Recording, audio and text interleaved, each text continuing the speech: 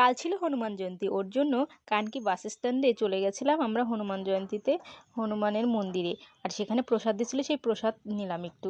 তারপরে মেয়েকে নিয়ে চলে গেলাম একটু কানকি মন্দিরের ভেতরে, যেখানে রামদেব বাবার মন্দিরের ভেতরে ছোট্ট বাচ্চাদের খেলার জন্য যে পার্কটা আছে। আমার মেয়ে এর আগে যতবার এসেছে ততবার খেলেছে, কিন্তু কালকে গিয়ে এতটা খুশি হয়েছে, মানে ও ভাবতে পারিনি যে ওর চোখের সামনে এত খেলনা।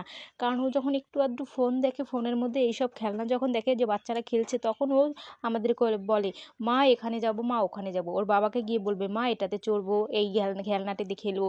তখন আমি বলি যে ঠিক আছে বাবা, এখানে তো কোনো পার্ক নেই, তোমাকে আমি নিয়ে চলে যাব কানকি মন্দিরে, একটু পার্কের মতো আছে, অনেক বাচ্চারা সেখানে গিয়ে খেলাধুলা করে। আর আমার মেয়ে এত সব খেলার জিনিস দেখে এতটা খুশি হয়েছে, এই খুশি দেখে আমি নিজেকে ধন্য মনে করেছি যে আমার মেয়েকে আমি ওখানে নিয়ে গিয়ে খেলিয়ে নিয়ে আসতে পেরেছি। তো যাই হোক, আমার মেয়ে অন্য সব বাচ্চাদের থেকেও খেলছিল, ওই সব বাচ্চারাও তা ও আমার মেয়ের সাথে খেলছিল, দুজনেকে সুন্দর, মানে মানে সুন্দর খেলছিল দুই বাচ্চাগুলোই। তো সাথে আমার মেয়ে একটু ভয়ও পাচ্ছিল, কারণ ও স্লিপে যখন চড়ছিল। আর বহুবার যেহেতু মন্দিরের ভেতরে ঢুকেছিলাম, ওর জন্য এইবার আর মন্দিরের ভেতরে ঢুকিনি। আর মন্দিরের আমি সিঁড়ির নিচেই ছিলাম, আমি উপরে আর যাইনি, কারণ অনেকবার দেখা হয়ে গেছে।